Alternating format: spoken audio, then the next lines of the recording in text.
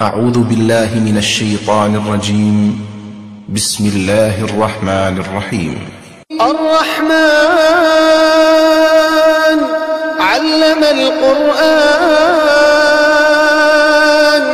خلق الإنسان علمه البيان الشمس والقمر بحسبان والنجم والشجر يسجدان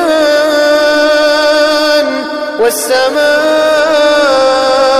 رفعها ووضع الميزان ألا تطغوا في الميزان وأقيموا الوزن بالقسط ولا تخسروا الميزان والأرض وضعها للأنام فيها فاكهة والنخل ذات الأكمام والحب ذو العصف والريحان فبأي آلاء ربكما تكذبان خلق الإنسان من صلصال كالفخار وخلق الجن من مارج من نار فبأي آلاء ربكما تكذبان رب المشرقين ورب المغربين فبأي آلاء ربكما تكذبان مرج البحرين يلتقيان بينهما برزخ لا يبغيان فبأي آلاء ربكما تكذبان يخرج منهما اللؤلؤ والمرجان فبأي آلاء ربكما تكذبان وله الجوار المنشآت في البحر كالأعلام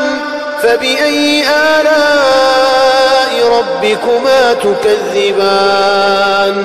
كل من عليها فان ويبقى وجه ربك ذو الجلال والإكرام فبأي آلاء ربكما تكذبان يسأله من في السماوات والأرض كل يوم هو في شأن فبأي آلاء ربكما تكذبان سنفرغ لكم أيها الثقلان فبأي آلاء ربكما تكذبان يا معشر الجن والإنس استطعتم أن تنفذوا من أقطار السماوات والأرض فانفذوا لا تنفذون إلا بسلطان فبأي آلاء ربكما تكذبان يرسل عليكما شواظ من نار ونحاس فلا تنتصران فبأي آلاء ربكما تكذبان فإذا انشقت السماء فكانت وردة كالدهان فبأي آلاء ربكما تكذبان فيومئذ لا يسأل عن ذنبه إنس ولا جان فبأي آلاء ربكما تكذبان يعرف المجرمون بسيماهم فيؤخذ بالنواصي والأقدام فبأي آلاء ربكما تكذبان هذه جهنم جهنم التي يكذب بها المجرمون يطوفون بينها وبين حميم آن فبأي آلاء ربكما تكذبان ولمن خاف مقام ربه جنتان فبأي آلاء ربكما تكذبان ذواتا أفنان فبأي آلاء ربكما تكذبان فيهما عينان تجريان فبأي آلاء ربكما تكذبان فيهما من كل فاكهة زوجان فبأي آلاء ربكما تكذبان متكئين على فرش بطائنها من استبرق وجنى الجنتين دان فبأي آلاء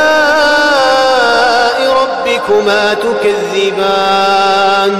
فيهن قاصرات الطرف لم يطمثهن إنس قبلهم ولا جان فبأي آلاء ربكما تكذبان كأنهن الياقوت والمرجان فبأي آلاء ربكما تكذبان هل جزاء الإحسان إلا الإحسان فبأي آلاء ربكما تكذبان ومن دونهما جنتان فبأي آلاء ربكما تكذبان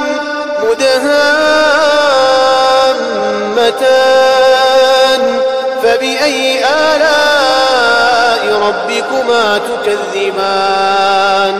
فيهما عينان نضاختان فبأي آلاء ربكما تكذبان فيهما فاكهة ونخل ورمان فبأي آلاء ربكما تكذبان فيهن خيرات حسان فبأي آلاء ربكما تكذبان حور مقصورات في الخيام فبأي آلاء ربكما تكذبان لم يطمثهن إنس قبلهم ولا جان فبأي آلاء ربكما تكذبان متكئين على رفرف خضر وعبقري حسان فبأي آلاء ربكما تكذبان